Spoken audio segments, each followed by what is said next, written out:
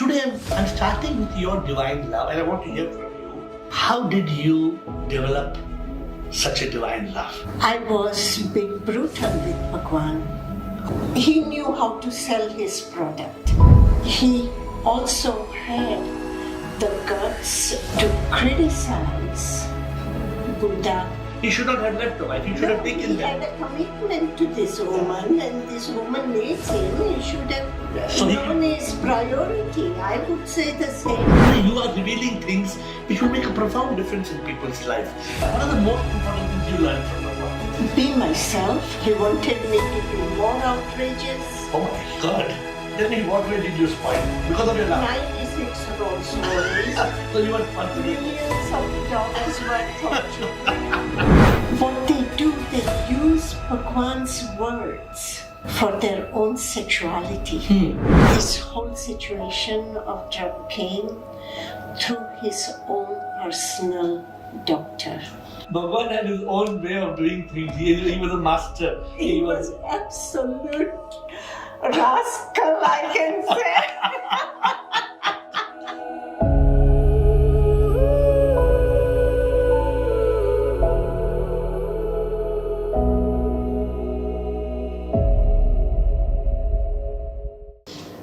Today, I am having a very special conversation with Osho Bhagwan Rajneesh, his confidant, his aide, his secretary, somebody who has spent 14 years with the Bhagwan. He was Chandra Mohan when he was born. He became Rajneesh, Acharya Rajneesh, and then Bhagwan Rajneesh. Before the Western world branded him as Osho. He was an enlightened being. What happened? What happened to that spiritual awakening, that enlightenment? I thought I'd grab the opportunity of speaking to Ma Aanand Sheela. She has been gracious to agree to this conversation and has promised that she will speak her heart out. All about Bhagwan and her time with him. 1.5 decades, 14 years, to demystify the story of Rajneesh Osho. Let's start. It's a blessing to me. And what interests me most is the most beautiful thing. I have been watching you speak to several people over the last few years, is you say that I love Bhagwan.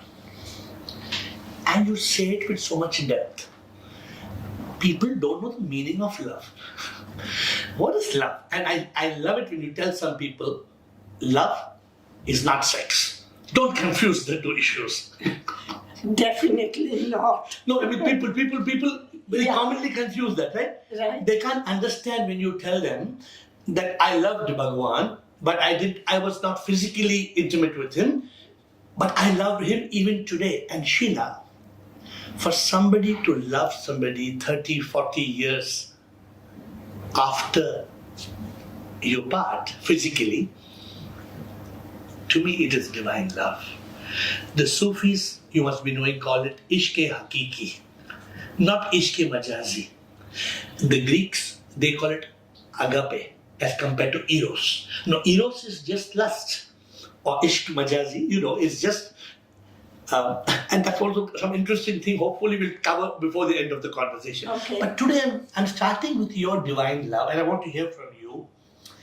How did you develop such a divine love? I have not heard you speaking about this to anybody. What? You met Bhagwan much before you started working with him in 1980, probably 5-10 years before that? I met Bhagwan when I was 16 years old, first time, and something I felt, but I could not decipher. I could not comprehend what was happening. I was too young to comprehend. 5 years, then I went to US for studies. I returned back, and the day I returned back, the very next day, I meet Bhagwan again. And now what happened was, in this very moment, death would come, I'm ready. And I was only 21 years old. It was such a profound feeling in the heart. I had my head in his lap. And I don't know what transpired, what happened.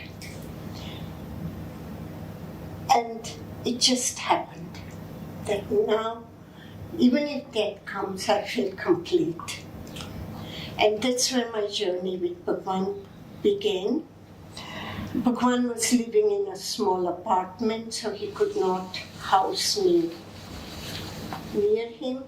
I didn't want to leave his aroma, his fragrance.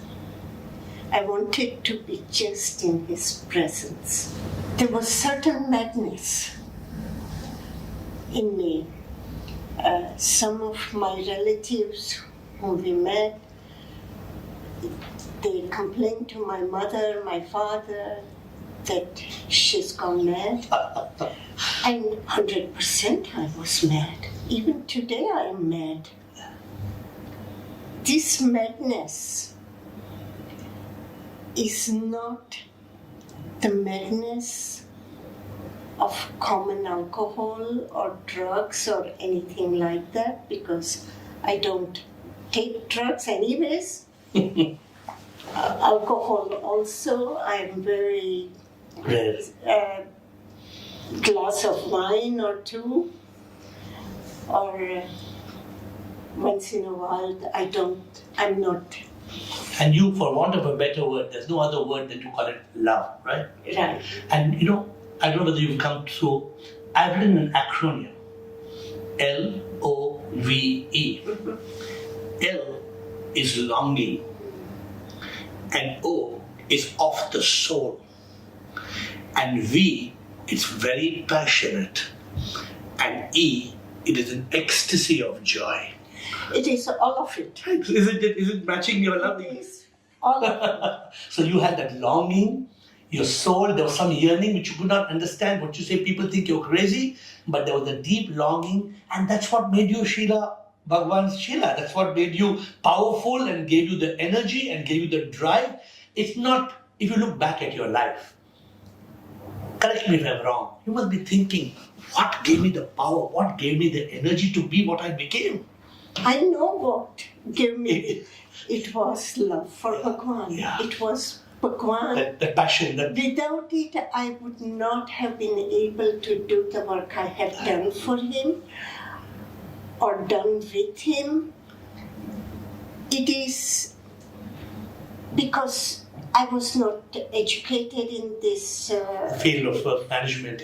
Yeah, I was too young. I was in a foreign country doing what I was doing with bringing Bhagwan there.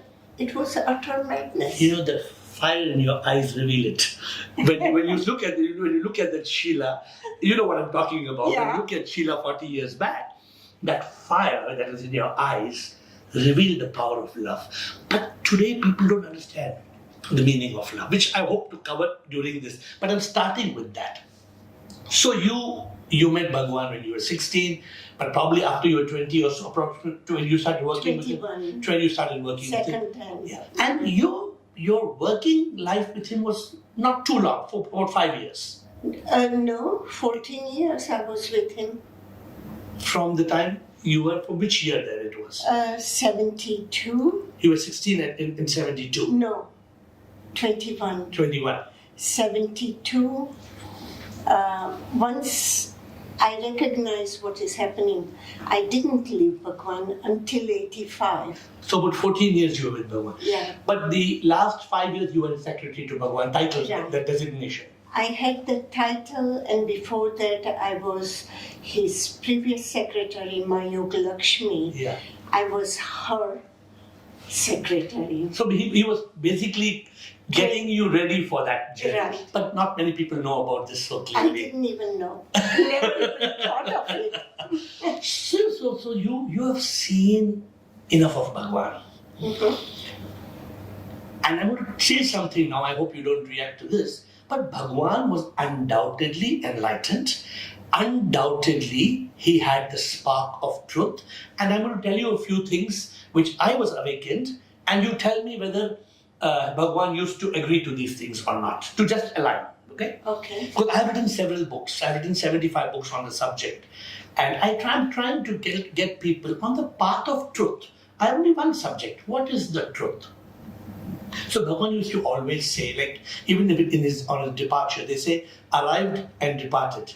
He never doesn't think that we are born or we die because he considers we are not the body, we are the soul. Am I right? That's correct. That's what Bhagwan. Yeah, I'm now only because you're the only one being with Bhagwan for 14 years. You can tell us the truth, what Bhagwan endorsed, because everything that is written may not be Bhagwan's.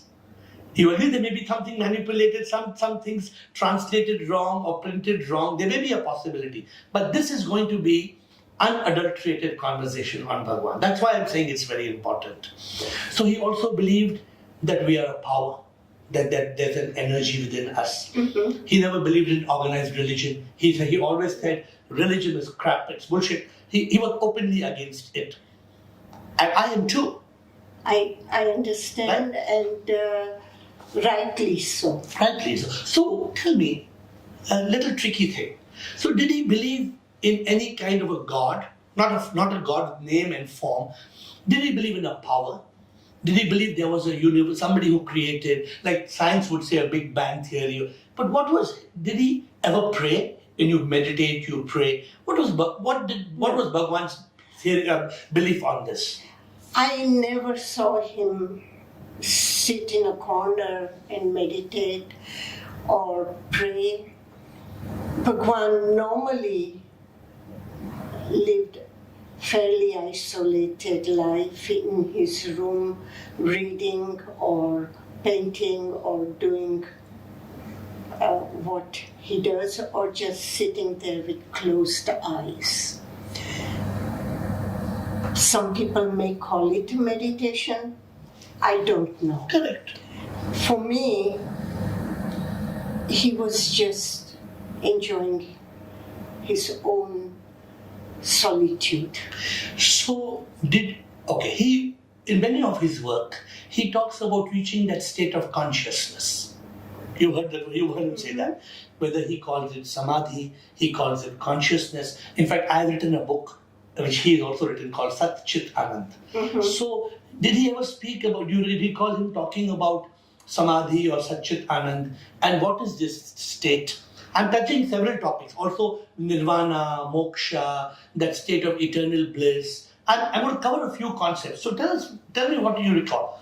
All the words you mentioned, I have heard through his mouth. Okay. In different contexts, during his discourses. Good. So themes, according to the themes he used, when he talks of Buddha, he talks of nirvana. When he was talking about somebody else, then he would use the words that somebody else. So what you're saying, for example, Buddha. So he respected Buddha and his enlightenment and nirvana in his talks? Definitely.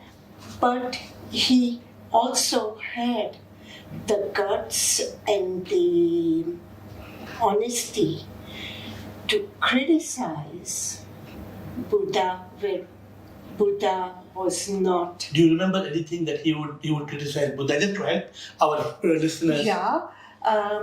The basic, this story we all know, when he returns back after his enlightenment and he goes to Yashodhara, and Yashodhara is angry with Buddha.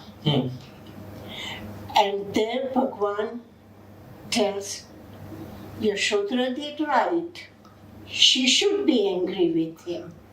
Okay. Because he left her and went away. Yeah, he left her when the child is born, and just when a woman needs the support of the man, he thinks of enlightenment or the goes to find a truth.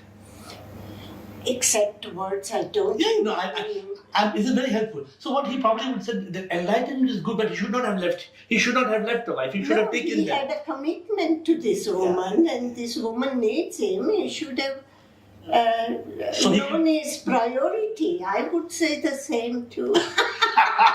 Very, very interesting. So this, nobody is asking you these questions, and they are very important. You know why it's important? There are many people in today's world who want to know the truth, who want to know what was Bhagwan's perspective. Why did Bhagwan say what? And today you are revealing things which will make a profound difference in people's life. Tell me, do you remember him reading the Upanishads, or did he believe in the Mahavakyas? One book is Hari Om Tat Sat, for example. I remember 14 years whenever Bhagwan spoke public, unless I was traveling, I have heard his discourses. But I have one deficit, and that is when Bhagwan would speak, I would fall asleep. So that's what, Sheela, but one thing very beautiful you have said. I was in love with the man, not his teachings. Am I right? No, teachings, true. I learned his teachings, but love came first. But there are many people who say the other way around. We are in love with this man's teachings. And I heard people saying that, not the man. Because And I used to sit in a discourse in a front line, and Bhagwan enters, he starts speaking, maybe a few words, and I'm already on the floor in a cocoon position. And Bhagwan would stop if somebody tries to wake me up.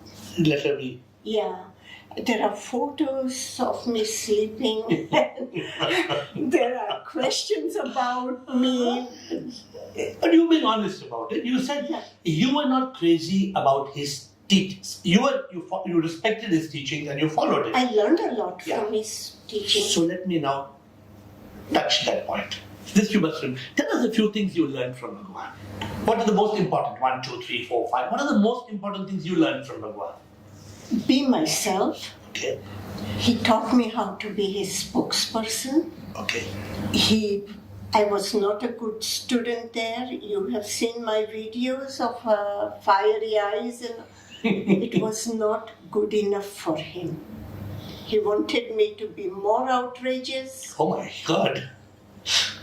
More absurd. My brothers would not speak with me because I was presenting myself so bad, and they would say, my sisters too, you're not like this. We don't know you anymore. And he would say it's not good, it's not enough, you should be more outrageous. More outrageous. But tell me, on the life portion, these are the things he taught you as Sheela. But what did you learn about? Did he talk about the purpose of life? What is life about? For example, celebration. He talked about having fun and enjoying and being happy. But that was being taught in all of his discourses. What did you like? What are the things you picked up from him? Be myself. Okay. This charity you do, take care of human beings now, was it part of Bhagwan's teaching? No. So this is what I'm trying. But I'm being myself. Correct. So I have his teaching. You never learned from him nirvana or moksha or what is this all about? Direct one-to-one? No. No. I had no interest either. Okay. As long as I look into his eyes, I sit near his feet, I'm in heaven. Where will I go look for a heaven? No. But he used to speak a lot about the way of the white clouds. Okay, he had a beautiful book, right? Let me ask you. This is the hot topic of Bhagwan. So this book, which was Sambhog Se Samadhi, and in English it's translated from sex to superconscious. Tell me, what did you learn from that and what do you understand from that? I didn't read it. But do you know what it means or not? It says through sexuality you reach the consciousness. Okay. So in my words, correct. yeah. And these were not my issues. I never bothered. Once in a while, I feel, then I take any of his book and open, and there is what I need to know. But he wrote the book. He wrote this book, right? But he has also written the Book of Secret. Okay. The dialogue of Shiva and Parvati. Okay. And that dialogue, he explains 112 meditation techniques in it. Okay. The main 108, and then 4 sub techniques. And it was about, Bhagwan explains when Shiva was sitting with Parvati, and Parvati asks the question to Shiva, what is this life all about? And then he talks about it. And in summary, what they say, what is life all about?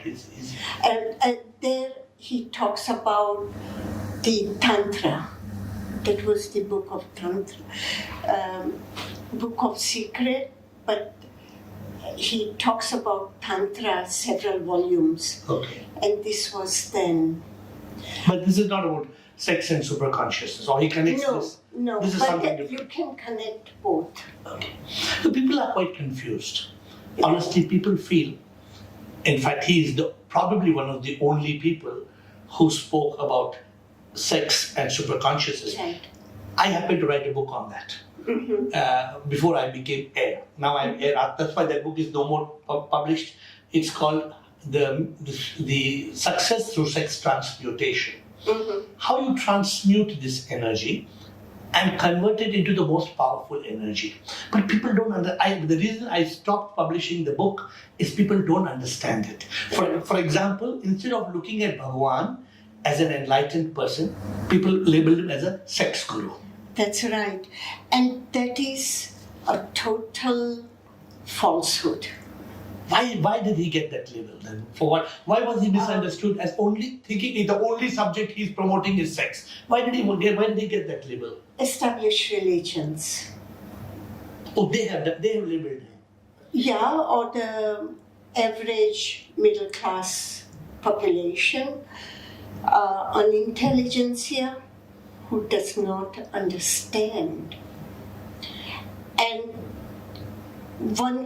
sex is in every home all over the world. Absolutely. There is nothing that somebody should be sex guru or non-guru.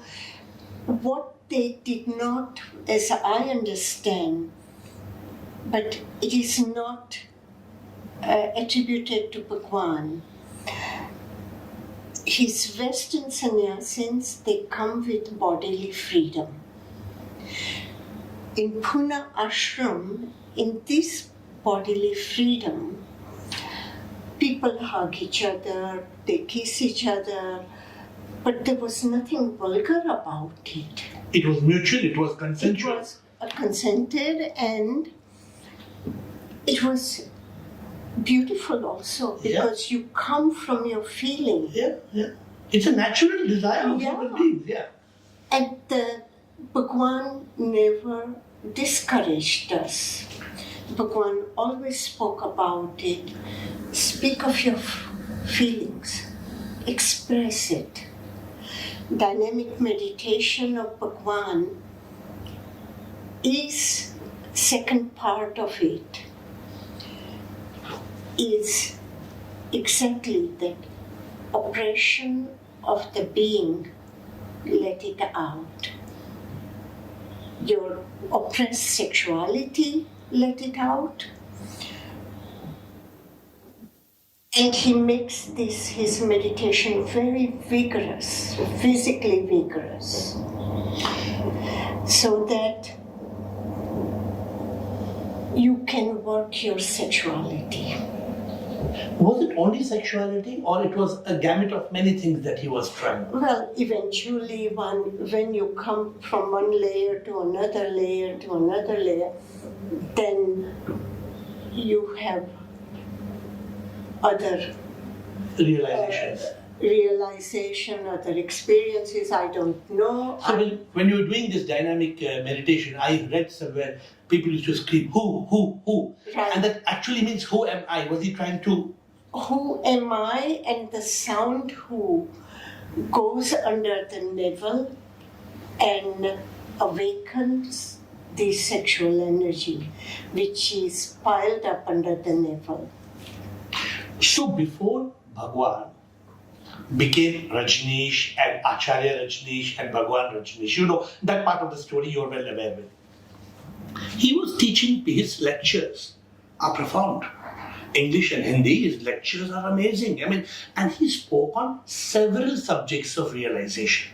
He spoke of how we are a drop of water, and the drop of water is not separate from the ocean. Correct? Which means, in a sense, what I say, you are a soul, S-O-U-L, a spark of unique life. Sheela is just your name. This body is just a garb. You're just wearing this body. One day you will leave this body. Eventually the divine energy in you will become one with the supreme energy.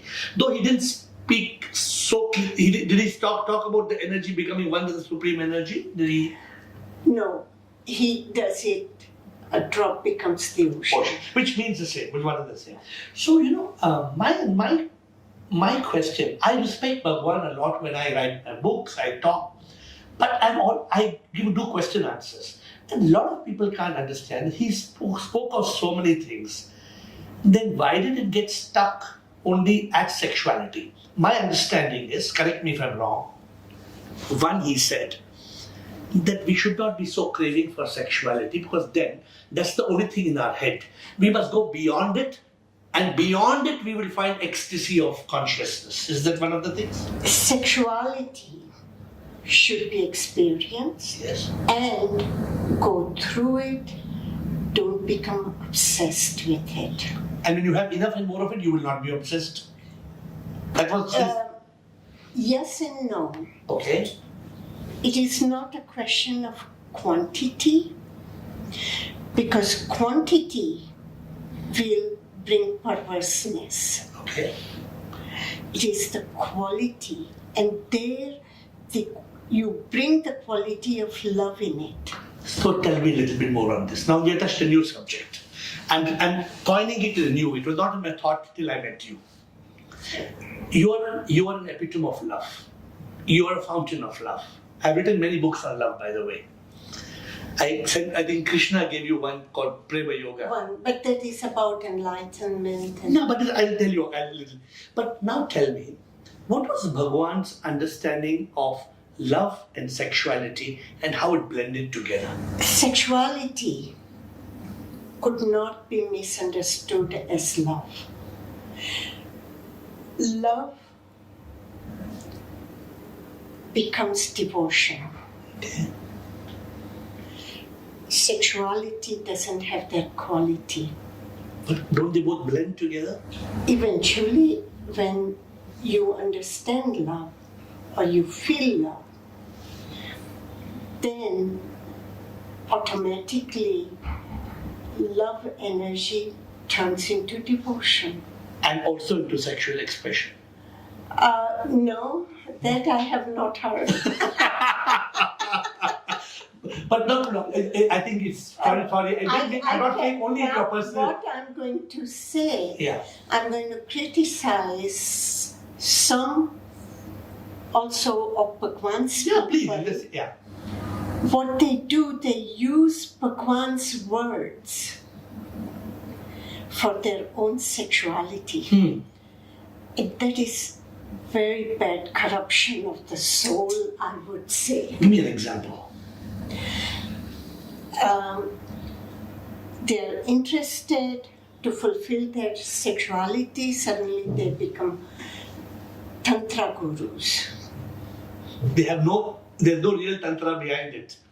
No. It's just using Bhagwan's. But this is what I get often asked about, that these so-called gurus in today's day, there is so much misuse and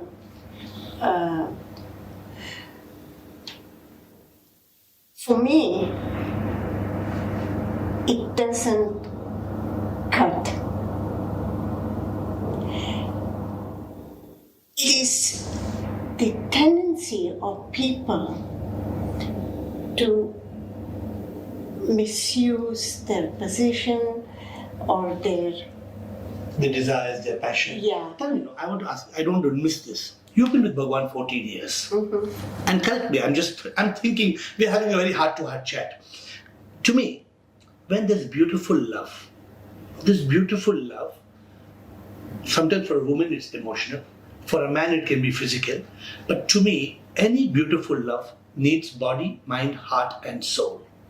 There must be physical, intellectual, emotional and spiritual bond for a like a table needs 4 legs. I believe for a real beautiful love relationship to work, you need all these 4 to stand. Mm-hmm.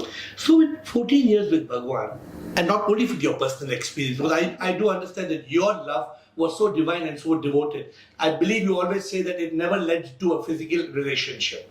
But not only in your case, what was Bhagwan's teachings and the people around Bhagwan was not love that was very divine getting expressed sexually? The moment physical desire enters, often it brings corruption with it of the other element. So love disappears, in fact. The love becomes less priority. Because the sexuality is so strong, it overtakes it. Overtakes it. Is it possible? This is the same thing happens with the desire to become enlightened or to show the world you are meditative. Then people start fantasizing. And this fantasies then keeps them away. So when we are running after enlightenment, this desire to become enlightened is so prevalent, so strong, that you then are ready to barter to gain enlightenment. What? You can barter with sexuality, you can barter with finances, you can barter with presents and things like that. But that doesn't bring you enlightenment. You can go out and buy and sell certificates to reach the heaven where enlightenment is. So you touched a new topic. Many people flocked to Bhagwan for enlightenment. And of course you've been very humorous. You say sometimes, Bhagwan is a good salesman. When he saw so many people Not only that, I was big brutal with Bhagwan. Okay, how? And I said to Bhagwan, after I left Bhagwan, 60 Minutes Australia came to interview me in Black Forest where I was. And they asked me something, and then they wanted me to talk directly in the camera to Bhagwan. What is my grievance? Okay, and what did you say? And my major grievance with Bhagwan was the drugs, which I said. And then I said, Bhagwan, you are manipulating. Okay, and why did he manipulate? He was not the type of person to manipulate, right? No, but the people only understand manipulation. So he was forced to manipulate? Not forced to, but to pull them out, for them to recognize. But nobody recognizes. Nur Damkov Sheela recognizes that. When you were there, you were able to guide him correctly. Give you example. people are normally greedy. They don't like to, even when they have money, they don't like to give. We are building a big city. There is a necessity for donations. And then situation happens. Bhagwan will call number of people and declare them enlightened. He has a right to declare them enlightened. If anyone, he's the master. He is the authority on it. Yeah. People who want to run after enlightenment, and it is a way he boosts up their ego. Okay. And then what happens? I write about it in my autobiography, Don't Kill Him. Yeah. Then people, they finish the meeting, they go out, and people who, the gossip spreads very quickly. This one was declared enlightened, this one was bodhisattva or whatever else. Yeah. And they will go and do Shastang Pranam to these people. Bhagwan hears this, and whose job it is to put those people straight? She. Yeah. So then, Bhagwan calls me, same day or the next day when we work together. He said, and Sheela, you tell these people to be stupid. But you made those people enlightened, so what do you do? Exactly. So what did you do? How did you solve this problem? No, I mean, I am his secretary. His command is... Second in command? My pleasure. And I called and I said, does it look nice? When Bhagwan is there, you should not be doing this. No, or be discreet, be patient, be a little bit... discreet in your... Yeah, discretion. But it is this kind of masses and Bhagwan's people were considered elite, educated, highly intelligent professionals. But when desire comes, but it's very sad. It washes away. Sheela, it's very sad that he made some people, declared some people enlightened for what you say a manipulative reason or for to raise funds. Now, agreed, it's an honest fact, this is what happened. But this impacts him as an enlightened person, which he was. This is my concern. For him, it was a practical need, and this I is how understand. we solve it. No, I understand. For me, he knew how to sell his product. And this is one of the reasons I won't have anything to do with spirituality. Because you can't vouch for what it was and what enlightenment is. You don't want to get into this. I was lucky that I fell in love with him. Yeah, this was all for me, unnecessary. But you need to address this one issue in your life, and I'm just sharing with you as a friend, with respect, with mutual respect. And it's in interest of Bhagwan, you, me. See, people who are following Rajneesh, Acharya, Bhagwan, they know he was enlightened. I'm telling you, nobody could speak like Bhagwan. My own father said, if Bhagwan lives long, he will be the second Buddha. I absolutely, and my father's words. No, Sheela, let me tell you one thing. I'm going to deviate a little bit to tell you. Mm-hmm. When I got a spark of spiritual awakening, I call it enlightenment, I made one point very clear. Don't you people make it look like enlightenment is only meant for Buddha. Enlightenment is what? To switch on the light. If you enter this room and the lights are off, you will walk, you will fall over the table, you will fall over the chair. What is enlightenment?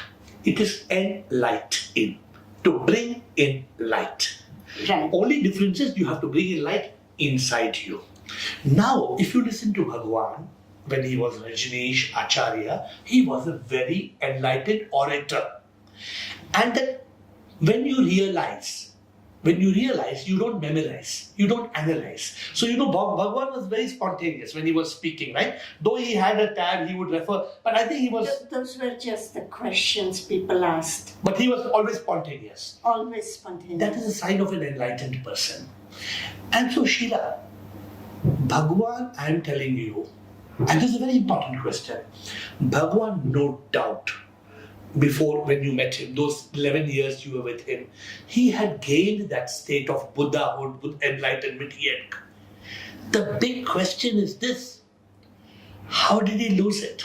With all due respect to him, all due respect. He didn't lose it. How did he fall into bhoga?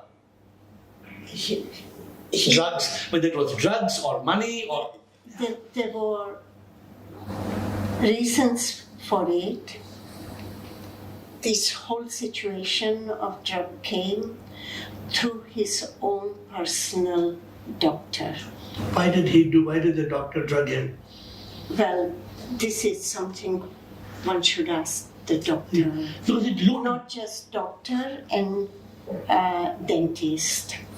What happens when you are with Bhagwan, and Bhagwan has a great sense of humor also. He was having toothache. They give him laughing gas. Laughing gas, he talks through the laughing gas. And it sounds cute, it sounds funny. Then next session, they give a bit more. Then give a bit more. You can make out, Sheela, his drug, you can make out sometimes it's the way he's talking. He's under influence of a drug. Exactly. And then he got hooked onto Valium by the same doctor because of his severe backache. I don't know which medical school in England he was, because he was an English guy, went to, and he was a young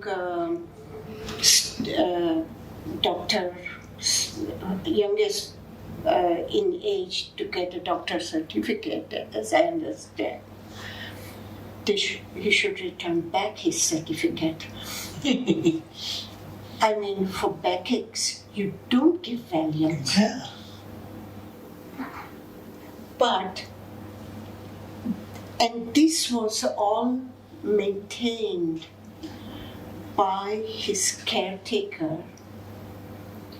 This caretaker was at that time in love with this doctor. But she was also living. She was Bhagwan's caretaker, Bhagwan's private thing. So obviously having a relationship. I was busy outside, outside work. She had the intimate position with Bhagwan. Yeah. So it was a bit complex in this situation, and when Bhagwan would say something to me, I would tell him. When I found out about his drug situation, it was too late.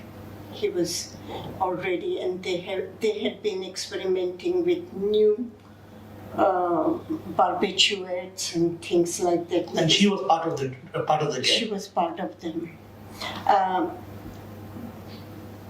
So what happens is, our pharmacist drew my attention. Do you know what Bhagwan's doctors are ordering? So much drugs for him, you mean? Right. And then I went straight to Bhagwan. And I confronted Bhagwan with it. And I said, Bhagwan, you have told me I have to protect you, your commune, and your teachings. That was my, he himself had asked me to do it. How can I, with narcotics involved, US government will be on our footsteps. Because the drug use is so high. Under drug use, that in 80s, when they didn't like somebody, they used to plant drugs.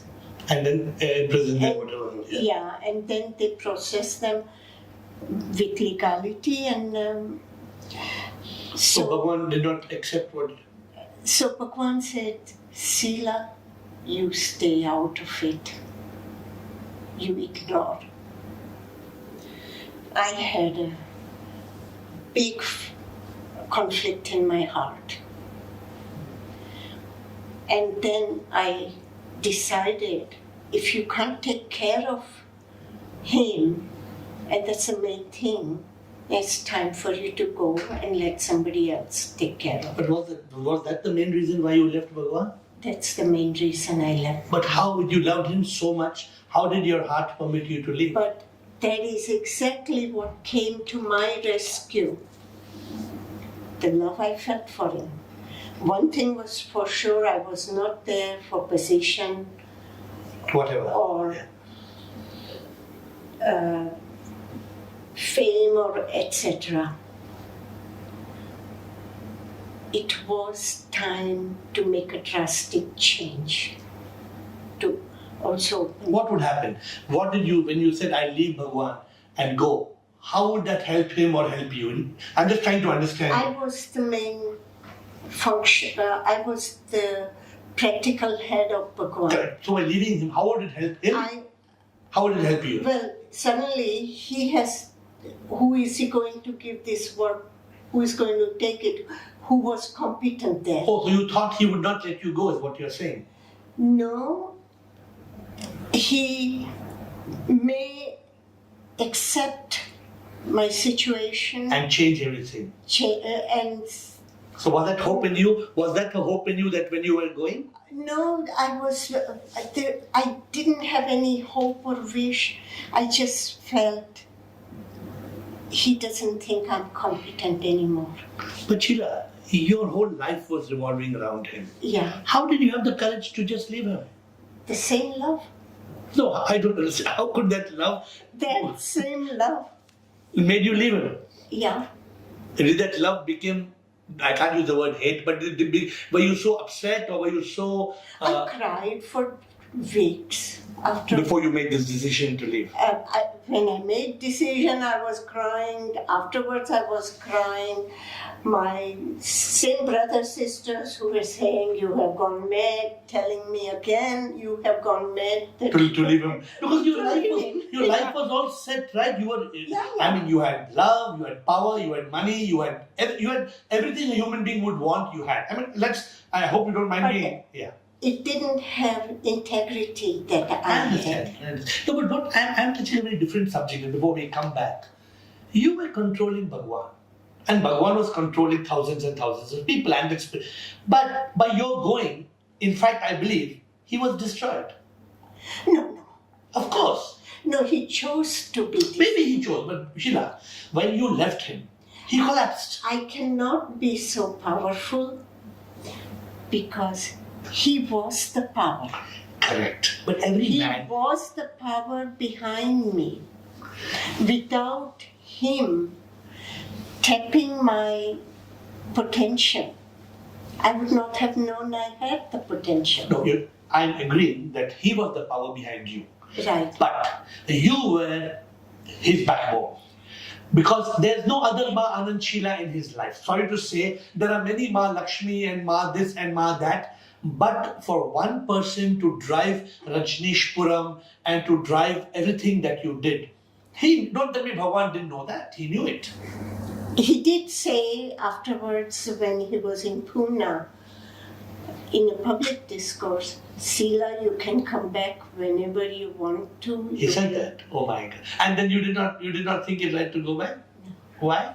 I have learned from him. You burn your bridges behind. Okay, so very interesting. And see, my main interest is to help people learn from Bhagwan's life. Bhagwan was, to me, an enlightened person. And I want people who are on the path of enlightenment. What is enlightenment? Enlightenment is realizing this body. What is my name? My name is AiR. AiR means Atma in Ravi. For 46 years, I thought I was Ravi. This is Ravi. I'm not Ravi. If Ravi is moving, the soul is moving. The moment the soul leaves, you will not even call this Ravi, you will say, where's the body? So the point is, I want people who are on this path of enlightenment are learning from Bhagwan, from Acharya Rajneesh talks, his books.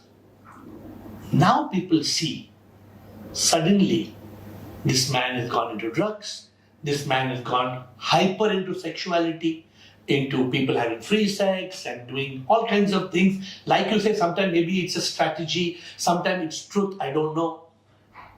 But people are confused. People who are following Bhagwan are actually telling the truth. There are many people who are confused. So help me to demystify it. But in your own way, whatever best way you can. I have always said when I was in ashram and Rajneeshpuram, and people would be confused, I used to say, remember, Bhagwan is a man, and a beautiful man. And don't forget that. When we are simply human,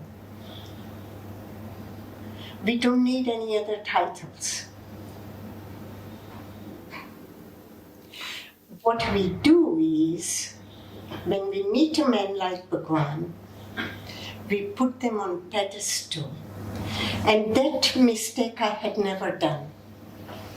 I had always dealt with him as the man I love, man of my heart, king of my heart, without putting him on a pedestal. Everybody else put him on a pedestal and spoiled him. Can you use the word spoil? I was the spoiler. Or tell me what way did you spoil it? Because of your love? 96 Rolls Royce. So you were responsible millions of dollars worth of jewelry. What else? So tell me. He says, I have something here not good. I would go and buy a whole, he needs its teeth done. I buy the whole dental department. No, Sheila, very beautiful, very honest on your part. I want to tell you, I think you always, and I've heard you saying this, and good you mentioned it now. You're the spoiler. Now I appreciate that. Because of your love, you deeply were in love with the man, but he was enlightened. Ideally, normally, a person who realizes nothing is mine. He enjoyed it. He never told you, I don't want, as an enlightened person, I don't need this Rolls Sheila, I don't need Rolls Royce, I don't need Royce. He never stopped you from it? No, never. He enjoyed it? You see the joy when he goes out for 1 hour in his Rolls Royce to ride. When I have a panic, he's on a ride and some cowboy is trying to run him off the street. Then I have a panic. And things like that were happening. So we created a security car in the front, security car in the so that he's safe. He's safe. But then we send a medical doctor in case something happens on the way. So he's with him in the back car. So this is the mystery of Bhagwan. On one side, Bhagwan is a yogi, complete yogi. Definitely. And on the second side, he's a bhogi. With all due respect to him, with namaskar to him. Which means that on one side you're so divine, you're talking about, he talks about how Nasruddin, the stories of Nasruddin, and amazing analogies that we are a drop, the body will die, we will become, whatever. His beautiful analogy of Buddhahood, enlightenment, and all those things. And the second side, having so much passion towards the Rolex watches or the jewelry these two sometimes are difficult to put together because both are opposites. Not for me. Because you're not following you're not passionately following the path of spirituality and enlightenment. No, definitely not. But he was. No, he wasn't. He was living his life. But then what about all the people coming to him for enlightenment? That is a miracle. Means? Means, this is, I have seen it, lived it. Just like everything else I'm telling you, I've seen it and lived it. People came from all parts of the world without reading an advertisement about Bhagwan or anything. And I have seen how his following from Woodland grew, where he moved to Pune, where we were 250 people with him, suddenly becoming 3,000 people, 5,000 people, and there was no space in Pune. So what was the magnet? That is the miracle. That is his energy somehow. And each one of us came with a different story. No, but were people coming to him because he was a good orator, or his aura, or his humor? Some had dreams of him and never knew the dreams they were having, and then suddenly they see in some newspaper or magazine his About him. photo and say, oh, that is the person.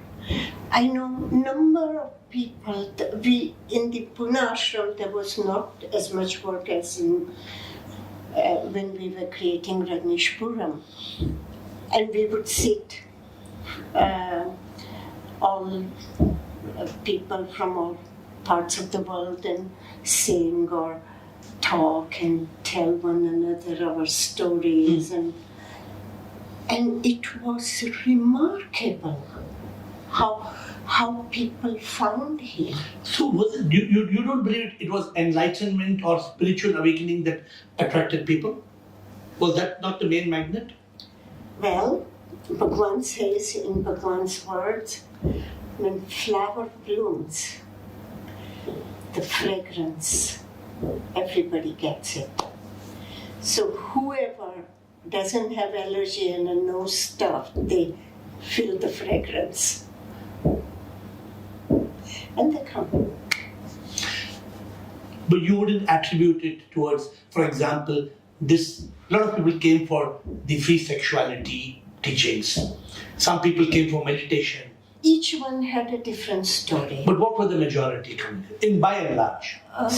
I know the people I was around with, they came like this, dreams or saw a picture and something happened, or my own story I'm aware of how. No, you felt that love, right? But the thousands of people, the hordes of people who came to Bhagwan. But I didn't have to feel the love. I felt the love. After you were drawn to him. Right. So all people, I came to visit my parents and then I met Bhagwan second time.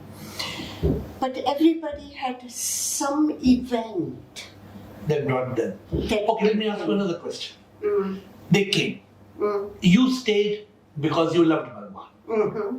Are you telling me all the 10,000 people fell in love with Bhagwan? I say there is a big element of love. But there was some... Even the people who came for wrong reasons. Yeah.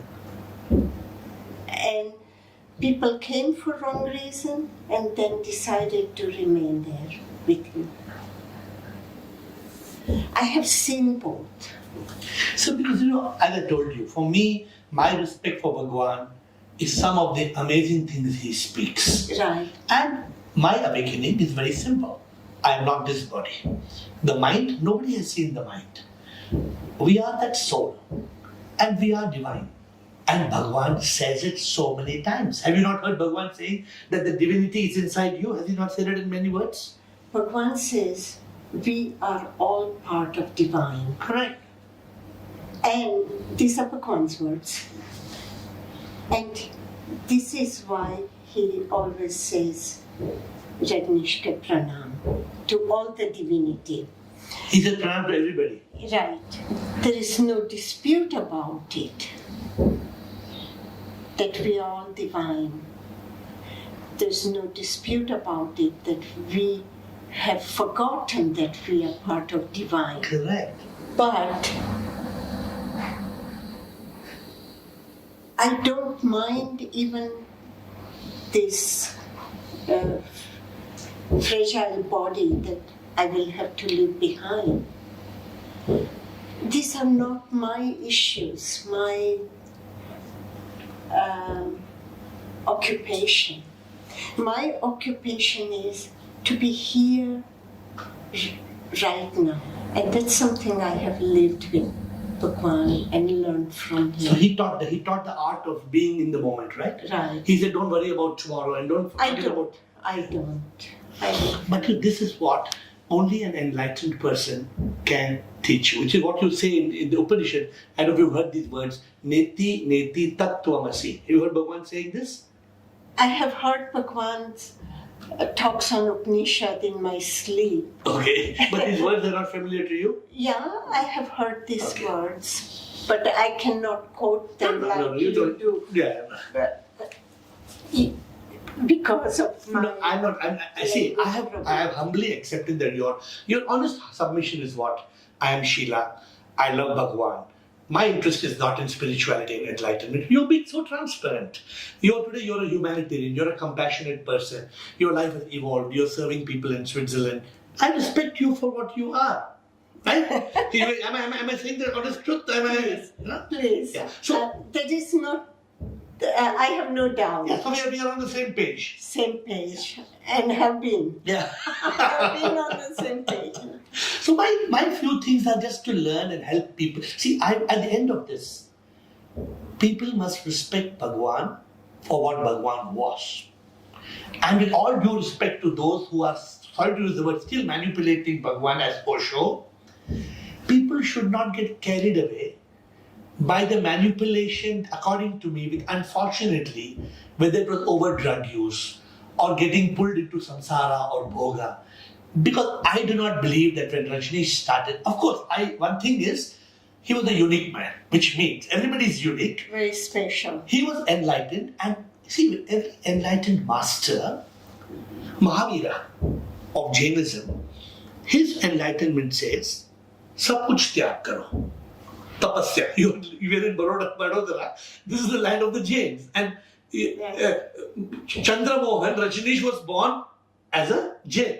This is what my little reading. Right. Now, when Buddha went to get enlightened and he met some of the Tirthankaras, he said, no, I will not do tapasya. We are not meant to do tapasya. He talked of the middle path.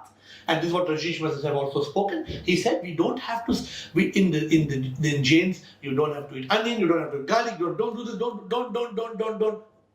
Now, Buddha said, no. He said, right living. Now, Rajneesh took a new path. Rajneesh, Bhagwan said, celebrate. Exactly. And it is wonderful. I think we both feel that Bhagwan is one of a kind. Absolutely. One of a kind, yeah. And we have no disagreement on it. No. You like to say he's enlightened. I like to say I'm in love with him. Good. He's just a man. Yeah. For me, being just a man is plenty. Yeah. I don't need any more. Correct. So there is no conflict there. But there's a whole world out there who are confused. That also we agree about. We agree that. Totally agree, but see, I don't take it as my responsibility. No, you're only helping me. What you're doing today, we are making a humble effort to try to give people, because you've been with him 14 years. I took this as a divine opportunity when you agreed to have this conversation. I have not asked you any mundane questions about, I'm very clearly my objective. How can people understand that Bhagwan was Bhagwan in the sense he was enlightened? but he was a very clever man. Was it his over-intelligence that led him into creating this strategy? Was sexuality actually spirituality? Did sexuality overtake spirituality and lose a little bit of spirituality? I don't know. I'm not making any judgments. Because to me, he says something very beautiful. He says, when sexuality is experienced, you reach that ecstasy. And that ecstasy is what you experience with spirituality. Now, no common man is going to understand that. Because when a common man is touched by sexuality, it's only he cannot leave sexuality for spirituality. You agree with me on this point? I agree. I also agree that the young generation does not have the basic understanding of values in life. First, they have to have basic values, integrity towards themselves, towards their environment, and then one can think of higher echelon. But when they hear something like free sex and sexuality, and they, without having those basic values and understanding of splits, and they get carried away on this path, then they are lost. But they are. So, who gives them the basic value? Basic value comes from their own surrounding, their own education, their own parents, families, and their own desire to have the basic value. But Sheila, tell me honestly, I'm asking you a very personal question. Mm-hmm. I know a few people, personally, youngsters in their 20s, 30s, they ran away to Bhagwan's ashram. They were zapped. And their parents are crying and crying and crying, saying, my child, my only child, my daughter, my son, has left house and gone to this Baba, gone to this man who's talking about sexuality and dancing. Have you not met many people like that? I have met many people like that. Problem is with our tradition, our religion demands, parents' possessiveness and suppression. There's so much suppression. And all they are interested, from the moment child is born, the mother starts collecting jewelry and saris and marriage, and the marriage is debunked after a few days. So people have to have basic awareness. I got lucky that our parents, both mother, father, were very clear about basic values. When 16-year-old, I was ready to travel to America for studies. My father was sending me and my sister together. My father called us both in the evening, night before. Morning we will leave. And said, listen both of you carefully. What I am saying, you must pay attention. You both are going to be coming of age. You will be interested in men, or men will be interested in you. Don't be afraid. If you're interested, experiment. Even sexuality experiment. But try out few other men also. Before you make a decision. Before you make a decision. Then decide who can be your lifelong companion. But how many parents are like your parents? Exactly. That's why today, at the age of 75, I am so grateful to my parents that they gave us the right training, right education, and they both. My father said, never accept violence from any man and never engage in sex that is not consensuous. No, then it becomes dirty. Yeah? I write that also in my second autobiography, By My Own Rules. This episode of my parents, only from the point of view to help young girls to say, hey, it's okay, you can choose, you can feel free. So for me, to talk about enlightenment is far away without having the basic values. No, I think it's beautiful what I've learned from you today. And what you say is very correct. That here was a society of religion and oppression and the taboo on sex. When sex is a basic need of people. I write so many books, I give so many talks. I never condemn sexuality. And I'm against organized religion. That's why I'm very much like Bhagwan in many of his teachings. But I get scared if people think that Sambhog say Samadhi, if people think that sex, just indulge in sex and you will get spirituality, I get scared with something like that. I'm on Instagram and I get every now and then young boys from India writing about it. When I feel somebody is sincere and they really need understanding, then I will write little paragraph how they can go about their sexuality. And at times when they are just being perverse, then I block them. Sometimes their intentions are not good, they're just trying to... Yeah, they want to somehow declare that perversion makes them great. But if you had to, since you're saying that and you guide people, from your personal opinion, since you've been with Bhagwan 15 years, this will probably not thought about after as they talk to you and you're so pure and you're so full of love and understanding and intelligence. What, according to you, is the right dose of sexuality? Which means that, I'm asking you, since here people will be listening to us. Yeah. So we both agree sexuality is not bad? Definitely, I never said that. So we both agree it's not bad. But people think that Bhagwan says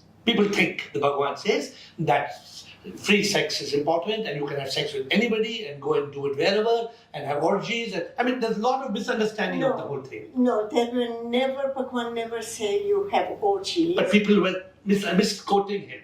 That is what interpretation.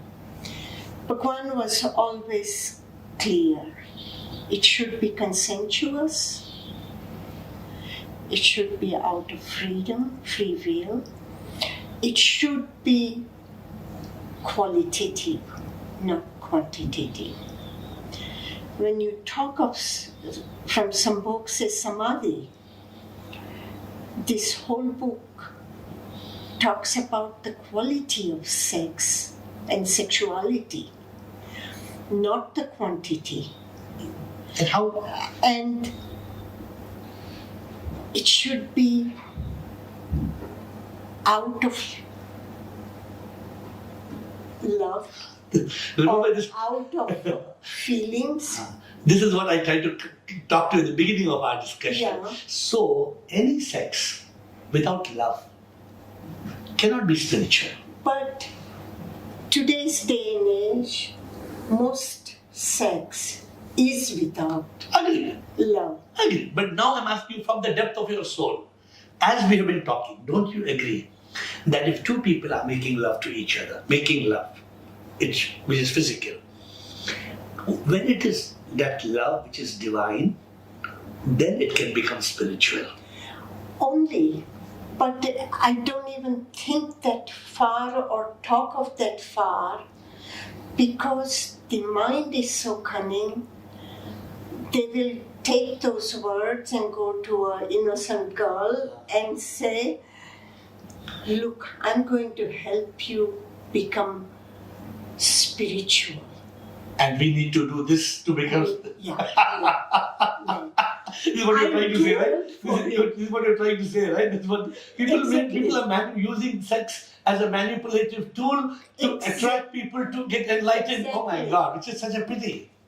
But that's what happens. I told you about it. Bhagwan's own sannyasins are behaving badly. And there are even cases where there's violence during sexuality and they break each other's bones, and I've heard of stories like that as well. No, that was a different story. Okay. That was in therapy group. Okay. And in therapy group, we had a huge pillows like your table, and they had to take out all their anger On the pillow. And that's where this one Eva Renzi, I remember even her name, which is rare. Eva Renzi, a German actress. She broke her elbow. Because of somebody else? No. Oh, with the pillow? Herself. Okay. So much anger, you mean? Yeah, she, from beating up the pillow. She breaks her wrist or the arm, something like that. And she had come to Pune Ashram in 70s together with Stern magazine people, two journalists. And for them, this is gold mine. First, Eva Renzi is an actress. Secondly, Bhagwan is a controversial guru. And then accident helps them to make a good side. So a lot of Bhagwan's stories are also just pure PR and pure commercial news that has been over-exaggerated. And Exactly. so it's been such an amazing time talking to you, and I'm sure this is going to help a lot of people. But a few more things I want to ask you. You learned from Bhagwan a little bit about death. Tell me what you learned about death and how did you cope and how did it make you strong? What is death according to how he explained? Death is very important. Bhagwan always spoke about death in reference to ego and, of course, leaving the body. But through death, I have learned from my father, mother, and my sister. My mother had a massive heart attack. She was in intensive care unit in Switzerland with me, and 5 days later, doctor wants to know what do we do. She was so serious. Do we need some heroic medicine and help her for a few more days to live? Or how do you want to deal with it? I looked at my mother and I said, Pa, what is your wish?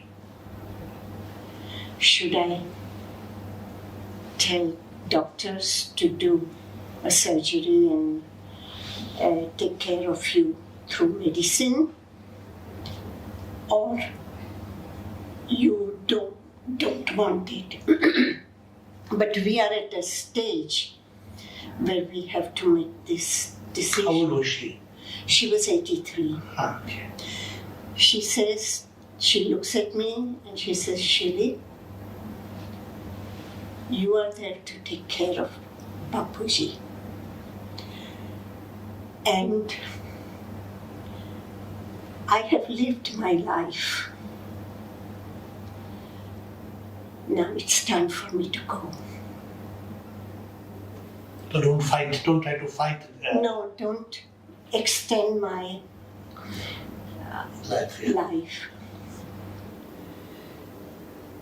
In front of doctor also this conversation happened. And then she said, where is Bapuji? So I said, I have sent Susanna to pick up Bapuji.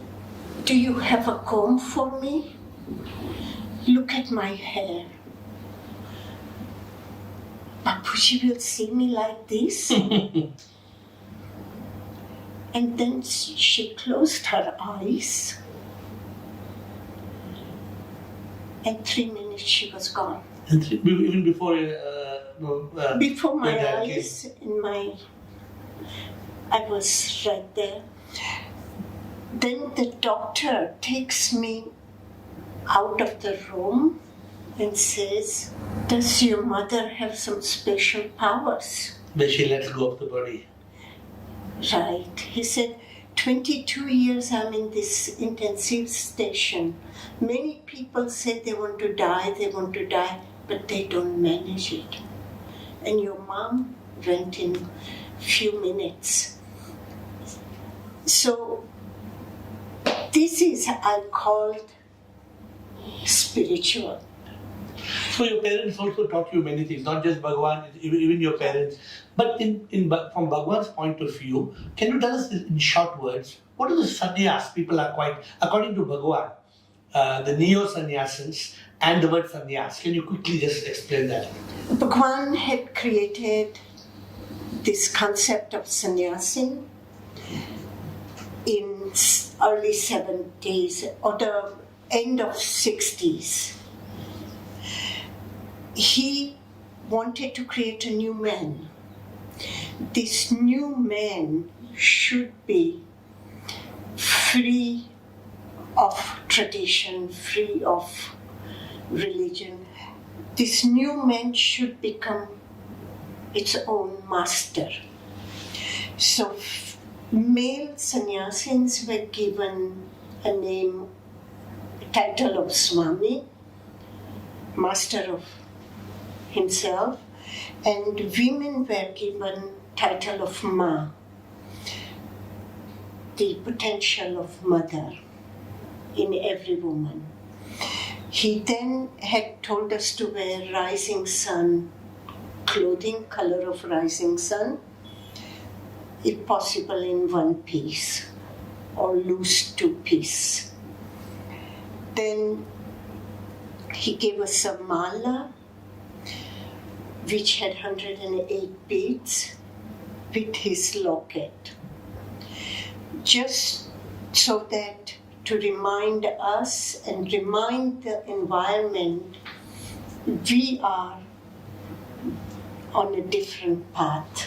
But they had to leave the world and live with Bhagwan, is that what they had to do? No, they live, continue what they want to, just few mad people like me who didn't want to leave him.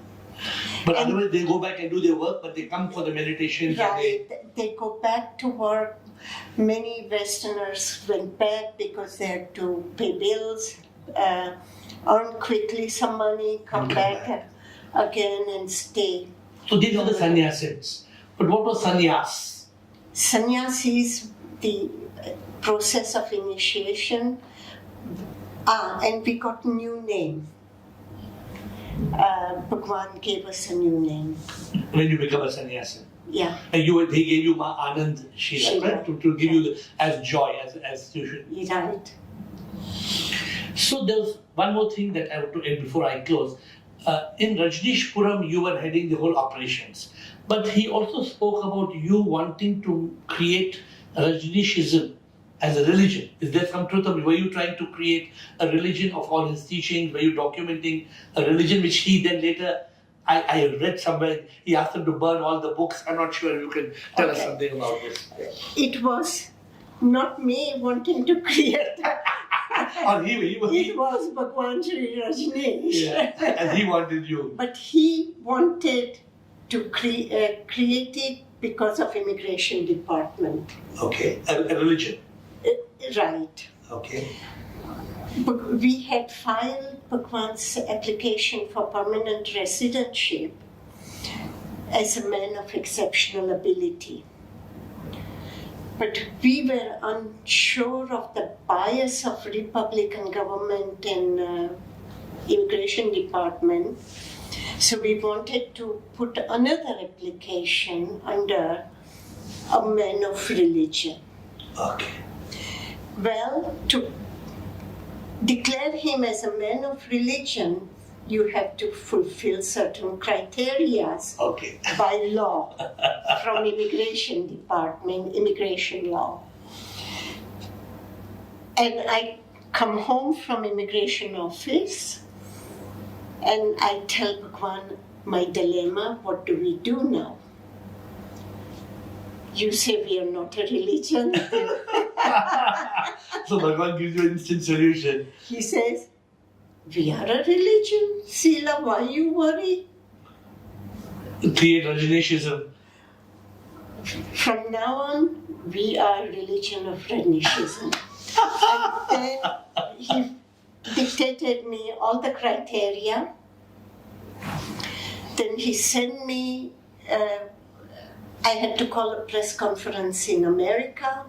Then I had to go to different centers, meet with sannyasins, and tell them that now we are The religion. He designed me a clothing of himself, designed my garb. As a high priestess, I have to go. I was made the president of the Academy of Rajneeshism. Then I was sent all over Europe. And in my car that I travel, I must have a flag. And I go as a dignitary of a religion of Rajneeshism, no less than Pope. Bhagwan had his own way of doing things. He was a master. He was absolute rascal, I can say. So, for you, he was your beloved. He was. So, two things before you on what you're doing. When I started serving people 30 years back, everybody serves people because it's a good deed. It's a good deed, compassion. But when you get enlightened, nothing new I'm telling you, but when you realize that you are divine, that there's divinity within you, then what does it mean? That all those people that you are serving have divinity within them. Definitely. So when I serve now, Vivekananda said this, Shiva Jnani Jan Seva, Vivekananda ne ye kaha, Dukhiyon ki seva jo karta, वही शिव को पाता एहसास जो ये करता शिव सब में वही पूजा करता जो सेवा करता दीन दुखियों की वही पूजा करता. Puja is not going to the mandir. Puja, when you serve human beings, you are serving God. So that's when you're taking care of people in Switzerland. I take care of 850 people in Bangalore. This is the biggest form of prayer. So I wanted to submit this one thing to you. And the last thing that what you say your love, to me, your love is prema yoga. Today, you just say I'm in love with Bhagwan, but you must realize that love is creating yoga. That love is creating a divine connection between you and the Supreme. That love is giving you ecstasy of joy. That love is giving you an Ananda, which your name is, which is unparalleled. But it is that love, not for the man Bhagavan, but the divine you saw in the man Bhagavan. It was, today I'm telling you something, I don't know if you're going to take it from me or not. You thought that you were in love with Bhagavan, but in reality, you were in love with the Bhagavan in Bhagavan. Whatever. I'm just telling you it's a very... Whatever, but still, I say the same thing. I love this Bhagwan. human form. Yeah, I read that. I heard you saying somewhere that there was one tailor by the name Bhagwan. I said, "Oh, you are Bhagwan, come here." So what is good is, even though you are saying I'm not spiritual and I'm not enlightened, but your conversation today, hopefully, will give a direction to people who are on the path of spirituality. People who follow Bhagwan. We should learn from Acharya Rajneesh, from Bhagwan Rajneesh, and not get carried away by the Westerners' manipulative teachings of some parts of Osho, which they have put together as pieces for their own selfish interest, and make people think that sexuality will just take you to enlightenment, which is a myth. Sexuality is beautiful. If, like you yourself in your conversation said, when sexuality becomes love and it's divine in its experience, then that divine sexuality can give you that state of super consciousness, which is our ultimate goal. I'm grateful to you for it. It was wonderful speaking to you. Same here. Pleasure. Those of you who have listened to this amazing conversation with Ma Aanand Sheela, Secretary, Second in Command, Confidant of Bhagwan Rajneesh, as she calls him, Osho as the world knows today. You must realize very clearly that the Bhagwan was an enlightened soul. I can't deny that. But we must learn. We must learn that enlightenment means to be able to live that enlightenment. To be a yogi, not to become a bhogi. With all due respect to the Bhagwan, it is so unfortunate that he, as per Ma Sheela, got influenced by the Westerners. Whether it was overdose of drugs, or, as she admits, spoiling him with Rolex watches, jewelry and Rolls Royces. If we have to reach that state of eternal bliss, then we must reach that truth consciousness, and enlightenment is not easy. Let us learn from this conversation and let us make our life a blessing for ourselves and for the world.